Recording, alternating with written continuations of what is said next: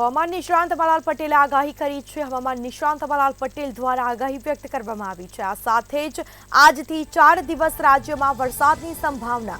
11 જૂન સુધી રાજ્યમાં વિવિધ ભાગોમાં વરસાદ પડી શકે છે, જેમાં આજે 7 જૂન પ્રી મોન્સૂન એક્ટિવિટી શરૂ થશે। રાજ્યમાં 15 જૂનથી ચોમાસું બેસવાની સંભાવના પણ વ્યક્ત કરવામાં આવી છે।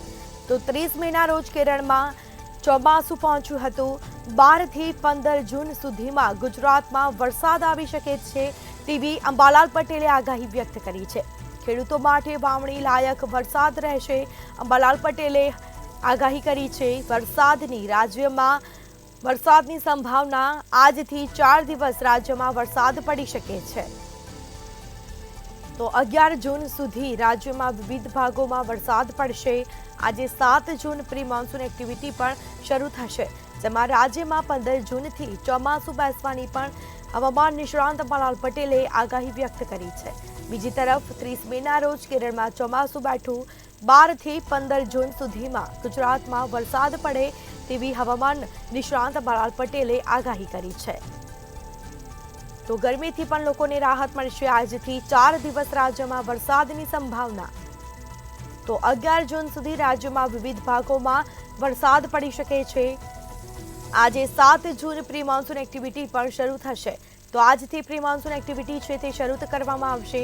રાજ્યમાં 15 જૂનથી ચોમાસું બેસવાની પણ સંભાવના વ્યક્ત કરવામાં આવી છે। 30 મેના રોજ કેરળમાં ચોમાસું બેઠું હતું, તો વરસાદ પડશે। લોકોને ગરમીથી પણ આંશિક રાહત મળશે।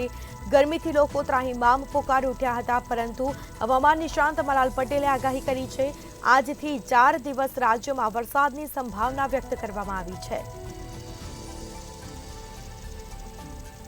તો 11 જૂન સુધી રાજ્યમાં વિવિધ ભાગોમાં વરસાદ પડશે, જેમાં આજથી પ્રી મોન્સૂન એક્ટિવિટી પણ શરૂ કરવામાં આવશે। આ સાથે રાજ્યમાં 15 જૂનથી ચોમાસું બેસે તેવી સંભાવના પણ વ્યક્ત કરવામાં આવી છે। 30 મેના રોજ કેરળમાં ચોમાસું બેઠું હતું। આ વખતે વહેલું ચોમાસું બેસવાનું છે, જેમાં ખેડૂતો માટે વાવણી લાયક વરસાદ રહેવાનો છે તેવું અંબાલાલ પટેલે આગાહી વ્યક્ત કરી। તો 12 થી 15 જૂન સુધીમાં ગુજરાતમાં વરસાદ પડી શકે છે।